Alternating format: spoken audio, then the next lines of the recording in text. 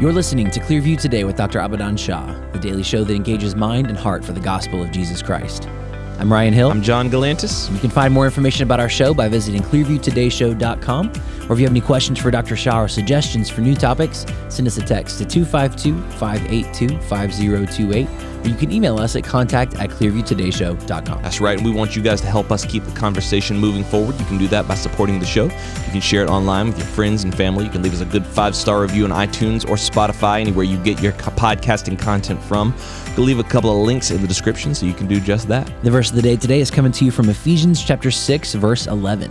Put on the whole armor of God, that you may be able to stand against the wiles of the devil. This is every man's favorite verse because it's rough and tough, and I'm going to put on the whole armor of God. It really is one of the most spectacular analogies for the Christian life, because every day is a battle. Yeah. And we don't think about that. We think of it as just trying to get through, right? It's not really a battle. It's survival of the fittest. Just hold my head above water, pray I see the next day. Yeah. But it really is a battle, and we don't fight on our own power. We fight praying to God. And so putting on the whole armor of God means really he's the one doing that fighting for us. And it would be foolish of you to enter combat unprepared, like not dressed for warfare. We have the tools, we have the armor, we have the sword, we have the shield. It's all been laid out for us expertly by Paul in Ephesians, and has been provided to us through our relationship with Christ. That's right. But if we don't put on our armor and we don't pick up our weapon before we head into warfare, I mean, you know how that would work if you went into a combat zone if you were not dressed for war. Yeah. So make sure that as you wake up every day, as the spiritual leader of your household, especially for men, put on the whole armor of God. This verse isn't just for men. This is women and children as well. Put on the whole armor of God, because you are, I mean, like the song says, you're a Christian soldier. That's right. And it's not just you doing it. There are people and tools here to help you do it. And one of them is today's partial sponsor of the show, the Date the Word app. That's where all these verses on the Clearview Today show are coming from. You can download that app for free right now on iPhone or Android. Every single day connects today's date to God's Word with the hope of making it more memorable for you. This is not related to the verse at all. Well, it is kind of, but I have a footnote in mine. The word wiles, the wiles of the devil. I have a footnote that says it can also be the word schemings. Ooh. But that's one of those words that we don't see written out very often. So I was looking at it, I was like, shemings? What is a sheming? Let me see. Oh, see? Like, The shemmings. the shemmings. Yeah, the shemmings. The shemmings of the devil. I was like, what is that? What does that mean? Shemmings. Yeah, that's what it looks like. Yeah. Anyway, that's kind of a little mini gripe. Yeah, little peek behind the curtain. A little peek behind the proverbial footnote curtain. Yeah. We are going to move on to our segment called the Gripevine. Welcome to the Gripevine. Doink. Why are you giggling? Don't giggle through the gripe. Hold on one second. Oh, I tried to make the sound effects work. They're still booting up. Okay, so here's what we're going to do. David had a gripe that I thought was nonsense. I'll go ahead and admit. Okay. I was wrong on this. I thought that nobody was going to think that this was a gripe. Turns out everybody dislikes this. So David, I'm going to give you the floor. Okay. Imagine this. He had to gear up. I'm going to take you. This really rustles his jimmies. I'm going to take you on a journey with me. Ooh, okay. You. There it was. It was really delayed. That was kind of funny. Imagine you're 18. Okay. Okay. You're going out for a prom get together. Sure. As you do. No problem. I went to Cheesecake Factory. Okay. I'm telling the story. Okay, go ahead. You are thinking you're going to a fancy restaurant. Of course. Like the Cheesecake Factory, Right. of course. So you get out of the limo. Where are you at? You're at Kon-Ki. Oh. Sure. So this is one of those Japanese like steakhouse places that cooks in front of you. Right. So like they do the grill. Ours is Kon-Ki, but there are plenty others by whatever. Lots of other names, yeah. But same concept. Sure. So they cook in front of you. They put on a show. They do a little thing. Mm-hmm. Put on a show. Yeah. You sit down. Your cook comes out. He greets you. Uh-huh. Then he just cooks. Huh? What does he mean? Put on a show? What does that mean? Have you not ever? Oh, you No, probably haven't. I don't been to eat one of these Asian food, no. They're like juggling utensils, and like he lights his hat on fire, and not lights ours. his hat on tosses fire. a shrimp in somebody's mouth, and Not makes ours. an onion volcano in the and- kitchen? No, right there at the table. He cooks on They like cook a at the table. like a flat grill in front of the And table. My At the gripe table. is if you work at a restaurant that does that, I don't care if you feel bad that day, you have to put on a show 100%. because that is what I'm paying for. Absolutely, David. I'm 'Cause with you on this one. I've looked back in the past, or not even in the past, but I've looked back and I've thought about this, And the thing is, those restaurants, they're not that fancy. You're paying a lot of money, not because it's fancy food. It's literally just a glorified Japanese restaurant. Yeah, you're What paying you for the pay is entertainment. the show. Yes, I've I never agree with been you. to a restaurant like this, so the only thing I've got going for me is my imagination. Nicholas, are you with this? Like they need to put on a show? He's saying nodding yeah. yes. Everybody that I asked, because so Absolutely, yes. David pitched this grapevine yesterday. I said I don't think that's a gripe that many people can relate to. Boy, howdy, was I wrong. 100%. Everybody hates it when the cook just does his job. Yep. Absolutely. Imagine this. Let me because his put it job to you is like the this. show. Yes, I agree with you. He is not just a chef. He's a performer. Imagine this. You don't know his life. I You know don't that his he's job a description. if he's a chef at that restaurant, I do. Yes, I do. Absolutely. Imagine this: if the waitress at a restaurant Right. comes up to the table and says, "Your food's in the kitchen. Go pick it up." Yeah, I'd be annoyed. I'd be annoyed at that. Right, because But what is her job as the waitress? to bring me my food. Precisely. I expect her to do that. I'm not like if I go to Waffle House, I'm not expecting the cooks to put on a show for me. Or imagine, No. imagine even in our context, what if you got up on Sunday to lead worship? You started strumming the guitar and you were like, all right, you guys sing. Right. Some worship leaders do that, No. I'm not going to sing at all. Like you lead the stage. but he's not asking you to cook the food. He's still doing it for you, just not entertaining Okay, you. so let me twist it a little bit to the performer context. You're watching a movie. Okay, the actor gets up on stage, reads his script. He delivers the lines. He's still present in the scene. The story is still told. He fulfilled his contract, but he didn't do it in a way that entertained me. But he what's- didn't because he's not acting. Yeah. Here's what's supposed to happen.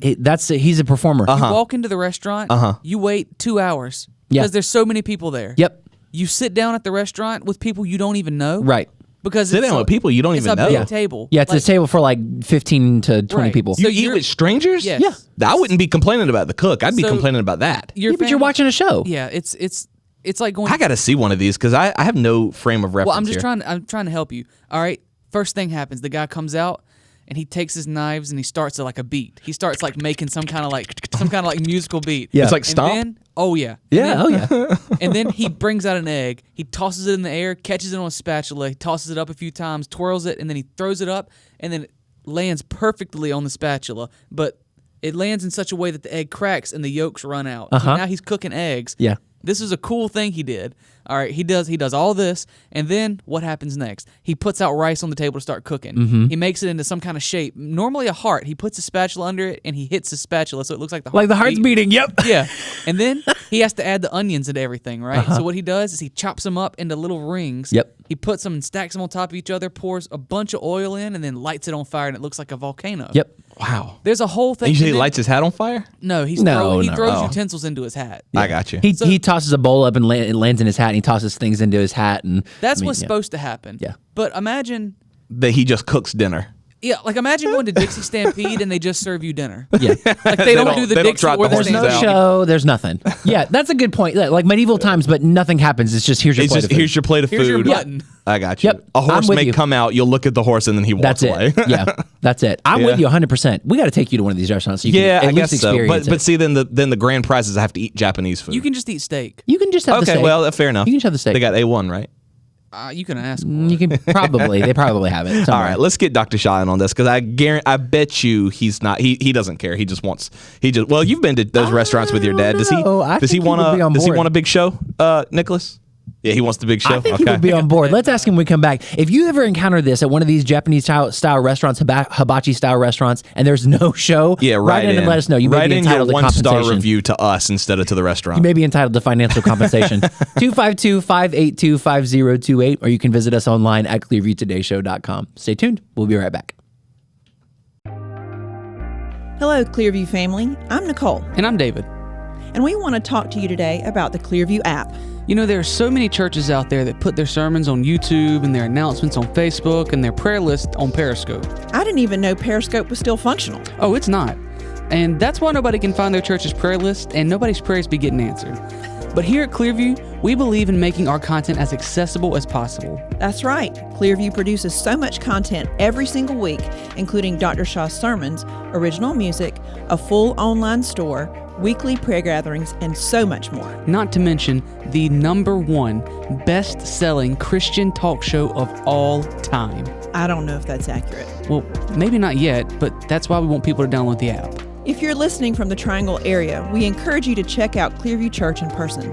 But if not, you can still follow all of our content on the Clearview app.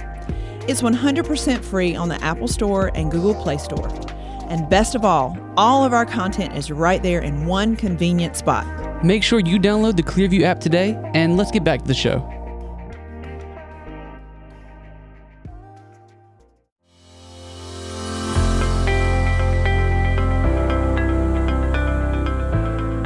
Welcome back to Clearview Today with Dr. Abadan Shah, the daily show that engages mind and heart for the gospel of Jesus Christ. You can visit us online at clearviewtodayshow.com, or if you have any questions or suggestions for new topics, send us a text to 252-582-5028. That's right, and we're here once again in the Clearview Today studio with Dr. Abadan Shah, who is a PhD in New Testament textual criticism, professor at Carolina University, author, full-time pastor, and the host of today's show alongside perma-guest drumroll, please. It's Nicole. Nicole, what up? Good to see you, Nicole. That's the warmest welcome we've ever given. That's the warmest welcome we've ever given any guest on the show. We've had Michael Watley on the show. We've had Sandy Smith on the show. Who's another big name we've had on the show? Stu Epperson himself on the show. David Lane. Yeah, I don't think any of them got a welcome as warm as that. Oh, well, I feel it was nice and toasty. Then. I want to ask you guys a question. When you go to a Japanese restaurant, like a Konki or like one of those restaurants where they go in and they cook the food in front of you, I didn't know this was like a big thing. Oh, yeah. And you sit at the table with strangers and they just cook the food and they don't put on a show. Does that annoy you? I never really thought about it. Have we even... Has that ever even happened to you? We did. We have gone. We have gone. Yeah, to they kind of have this thing and they pop the shrimp and it sits up there. I don't know how they get it back down. I forgot now. And then they like shing, shing, shing, shing, shing, something like that. They do that. Does it bother you? It's been a while back. Well, there are some foods that I like Nicole doesn't like, so we don't go there. Oh, really? Like what? No, I do like Japanese food. I do like Japanese food. You don't like Chinese food though. What's the difference?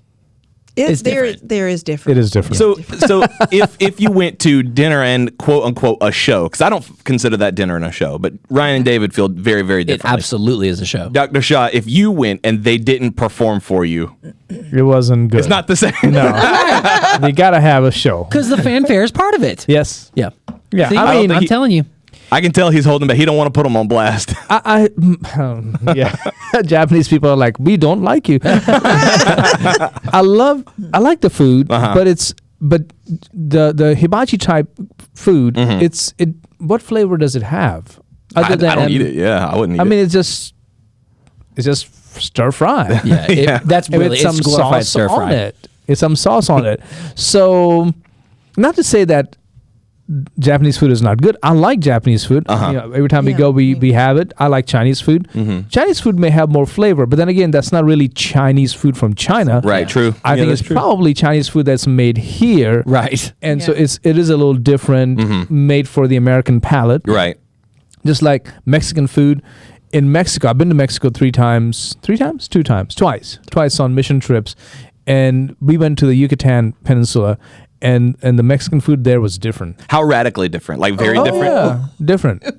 Unrecognizable as what we would consider Mexican food. Things that I wouldn't have expected that to be Mexican food. Like we went to this one roadside, like a rest area, which does not look anything like our rest area here. This is up in the mountains. This is where some places there is not even electricity.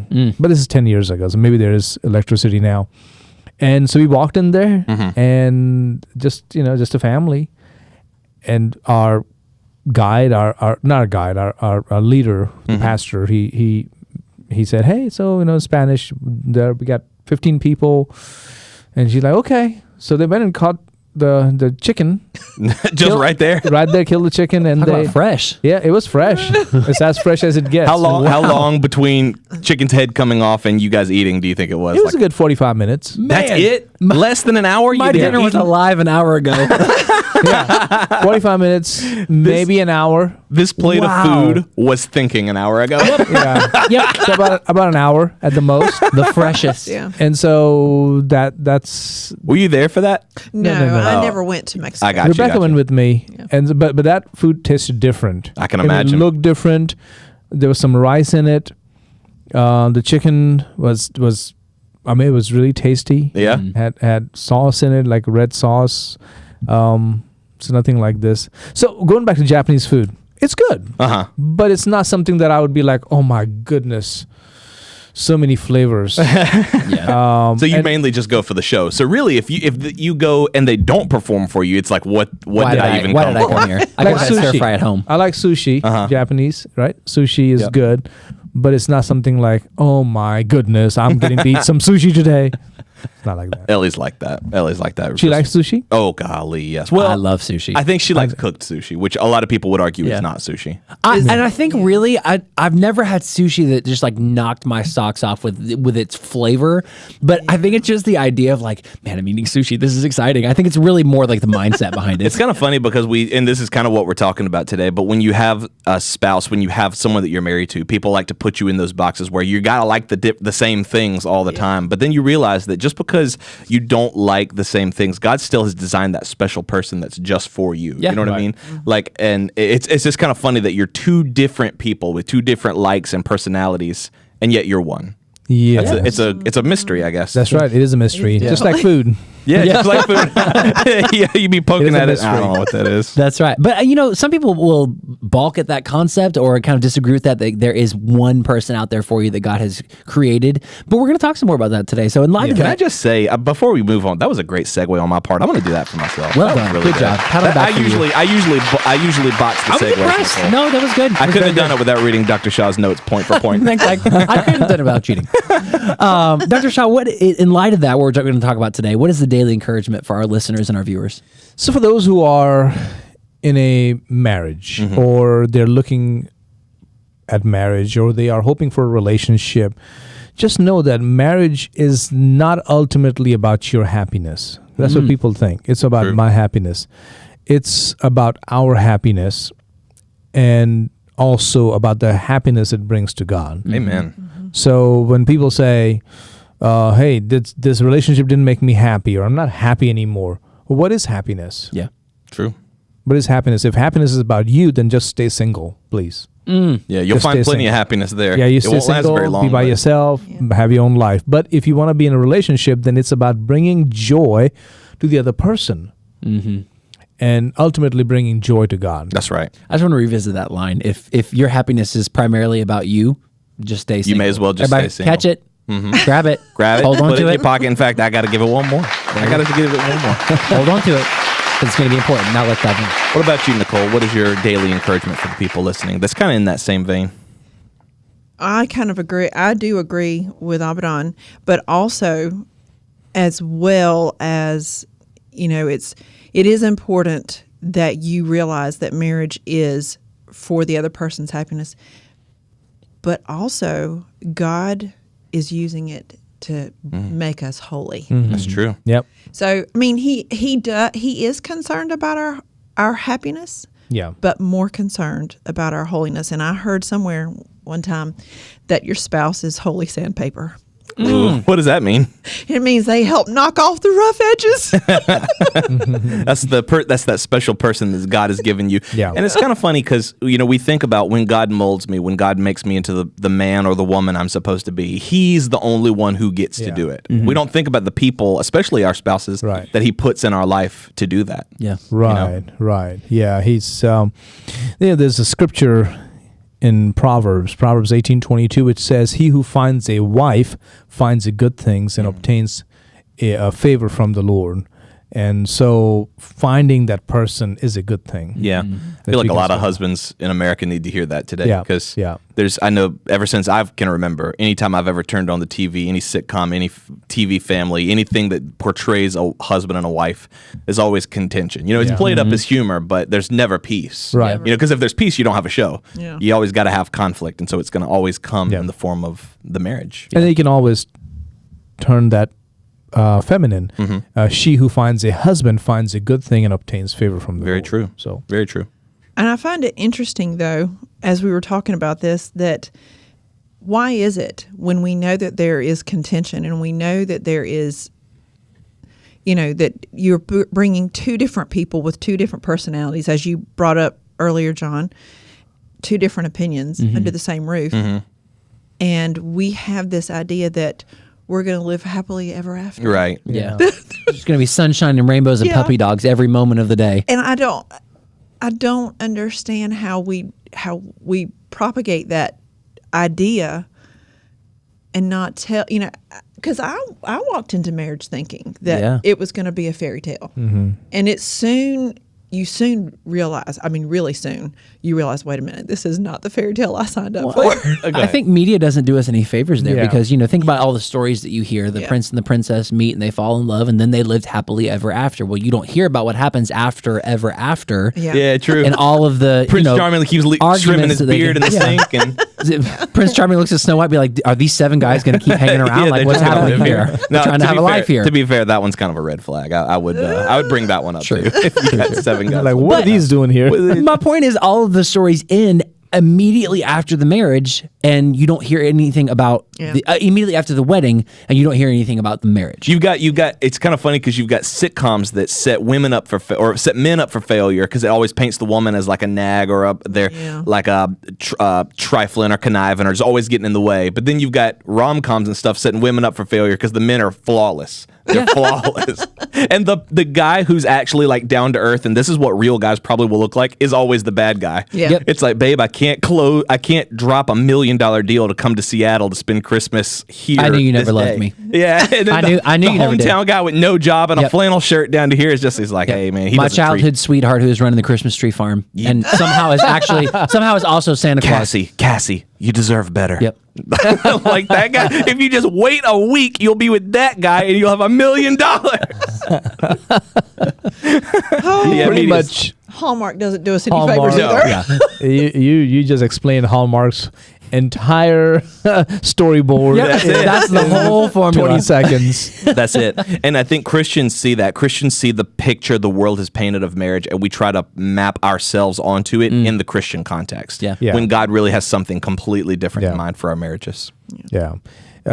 So when you're looking for a spouse or you're looking for a relationship, or if you're married and you're looking at the other person, whether it's 2 months, 2 years, 20 years, 50 years, how do you think about marriage?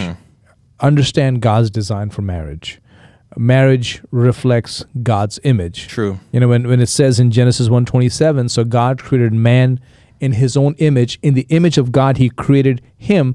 Male and female, he created them. So we often think it's just Adam was made in God's image. No, male and female, he created them. Right. So both male and female reflect God's image, but not in the way we would think. It's not that God is like both male and female. Right. Absolutely not. God has chosen to relate with us in the masculine because masculine represents strength. Masculine represents leadership. Order. That's how he wants authority. That's what he wants to do. And I know our world is upside down, so that really is like fingernails on chalkboard when somebody says that, but that's how God has made us. Right. And this is not leadership or authority in a domineering way or an abusive way. This is leadership willing to die for you. This is authority that's willing to be held accountable for what's happening in the family and not just be like, well, she did that. No, you are accountable. Yeah. Authority means accountability. But when it says God created them in his own image, this is referring more to the Trinity. How 3 persons come together and yet there is one God. Yeah. Right? We don't worship 3 gods. Trinity is not 3 gods. Trinity is 3 persons, Father, Son, Spirit, yet they are one. Right. One essence, 3 persons. So also in a marriage, you have 2 persons coming together and becoming one, and yet they retain their personalities. they don't just merge into one another, and the woman doesn't lose herself in the man, and the man doesn't just lose himself in the woman. They're still individuals, and yet they are distinct. Yeah. Yet they are united. Right. Is what I meant to say. There's I think I heard someone say this one time. It might have been you, but I think someone said men and women fundamentally are the same. They're more alike than they are different. But the differences aren't negligible. In fact, they're very beautiful. Right. And we're trying to neutralize the differences as much as possible. Like I even think about like homosexuality. Like what people are like, well, what is the big deal? Yeah. But it's a misrepresentation of who God is. It's Yeah. not Yes. just. It's like, well, and that's the defense you always hear. Well, what is it bothering you? It's like ultimately, it's not. It's an offense to God. Yes, because marriage is supposed to reflect God. Right. What you have done is you have equalized the Father, the Father, the Father. Yeah. That doesn't work. That's not the There are Trinity. Yeah. three persons of the Father in the Trinity, or three sons in the Trinity, or three Holy Spirits in the Trinity. Can't do that. But we're also looking at the fact that, homosexuality is a sin, in the eyes of God. And so how can God be even How can you say that this is my image? represented? Yeah. Right. How can he be even represented in something that is a sin? Yeah. Yeah, it goes against the design, Yeah. and I think that's what people often misrepresent or misunderstand about Yeah. that conviction. When it reminds us that marriage belongs to God. It's God's institution. It's not what the world has made it or what the world has tried to redefine it as. It's not something to throw away.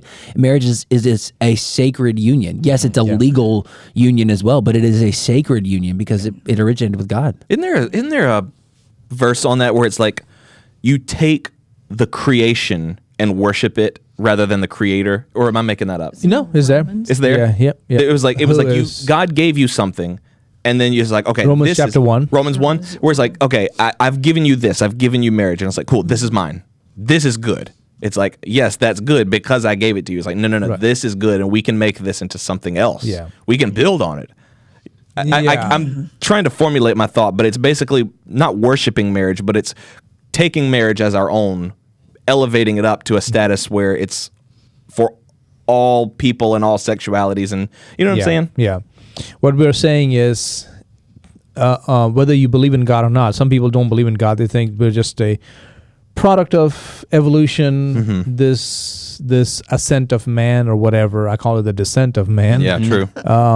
And then we have this institution that has developed through millions and billions of years called marriage, or millions of years, and that now we can improve on it or we can tamper with it as long as it brings us pleasure. That's Right. how people equate that. As long as it brings pleasure, it must not be wrong. Well, for one, it's not evolution that has given us the institution of marriage. Right. It is God who put the first man and the first woman together. Right. So it's his institution. Secondly, just because something gives pleasure does not make it right. Right. That's true. Because there's also distorted pleasure. Yeah. Well, it comes from the evil that's within us. Yeah. We tend to forget that the heart is desperately wicked, and so we're the ones that are distorting it. Yeah. Rather than We're exchanging the truth. It's Romans 1:25 who exchanged the truth of God for the lie and worship and serve the creature rather than the creator it. who is blessed forever. Amen. Amen. Yeah. Yeah, it's twisted, and I think we've twisted marriage in such a horrendous way. And I think it's gotten to the point now where our young people, even young Christians, are looking at it and say, man, it's gotten so damaged over time. I don't even know if I want to be married. Yeah. I don't even know if marriage is good anymore. Yeah, I know the that's- Bible says it's good, but it doesn't look good. Yeah. Yeah. that is the overall Perception. right now of the young people is, do I really want this? I mean, they've seen what they don't want Right. a lot, especially when it comes to their parents or friends or whatever, because I feel like marriage has become one of those things that they're standing up there before God and before all of their friends and family, and they're saying these vows, but in the back of their head they're saying, well, if it doesn't work out, Right. then I can throw this one away and go get another one. And they've seen marriages around them fall apart, marriages that they might have deemed as Yeah. And it good or brought some healthy. hurt to them. Right. So it's like, I don't want to go through that hurt. Why do I have to endure this? Yeah. Yeah. I'm just not going to get married. Yeah, I may just live with the person. Right. Yeah. Yeah. I get the same benefits, right? Yeah. Yeah, just play marriage. Just Yeah, pretend. Play marriage. It's like Pretend. it's like there's no need to put it down on paper. I love you, you love me, and I mean That should this be is- enough. That Isn't that should enough? be enough. And Yeah. if it doesn't work out, we can always Yeah, Splitsville, and you and go. we your don't way. have to go to the court. We don't have to go through all this trouble. But you see what we're doing in the process. We are tampering with a very sacred institution. Right.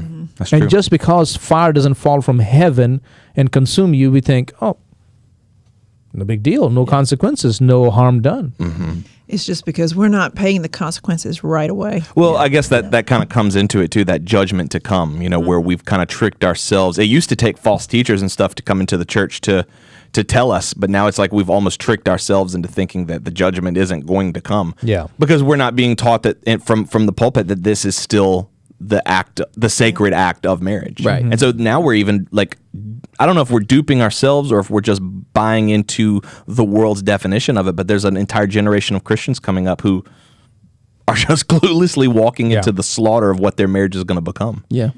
So, I mean, and also marriage is more than just a reflection of God's image. It's also God's gift for companionship. It's true.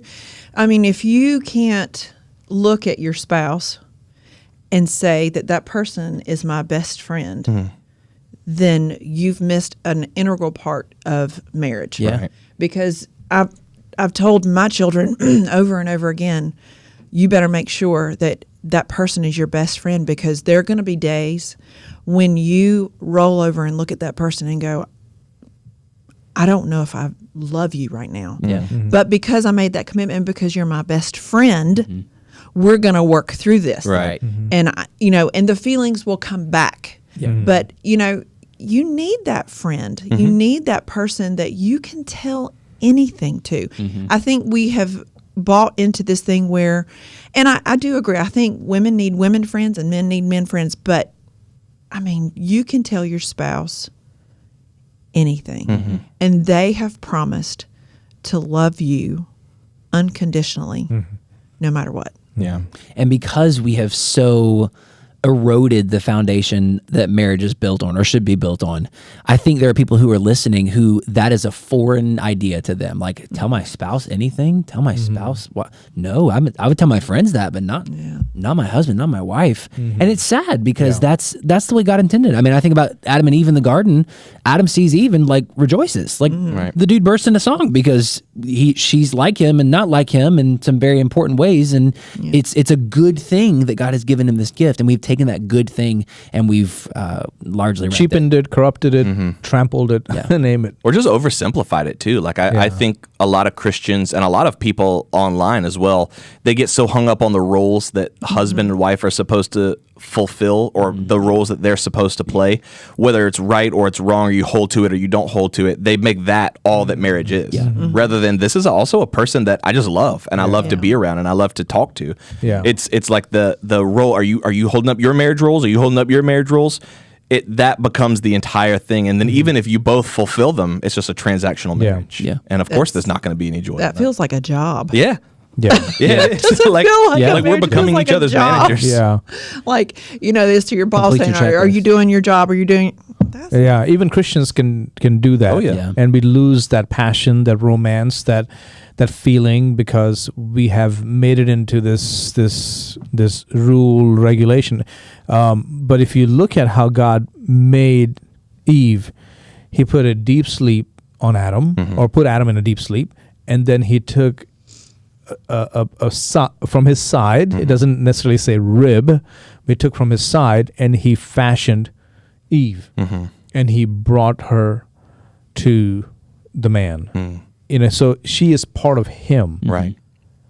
What a powerful imagery. She has the same essence as he does. And so when man and woman come together, it's almost like they are becoming one again.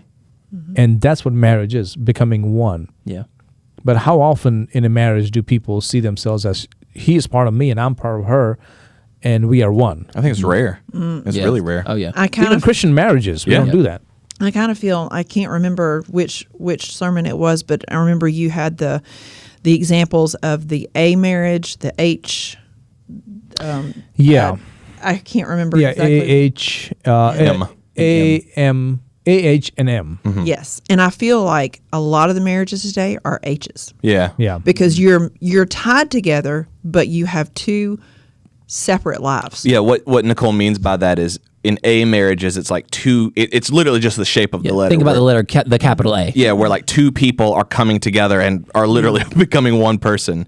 And then the H marriages are like that, where it's just two distinct people living Yeah. two distinct lives as roommates. And then the M marriages are two people who still come together. So that you're separate identities, but then you still meet together and become one. That imagery is coming from John Crosby's book Illusion and Delusion, The Self in Love and Marriage. Right. This book came out, I think, in 1972. Wow. And it's a great book, but the concept there is, thank you, David, is A marriage, H marriage, and M marriage. That was pretty quick. And we can Dave. put that image in, we the, can in the video put that here. right there. A is dependence. H, I mean, just think about the legs on A. It's like this. H is independence. Neither of them are the right view of marriage.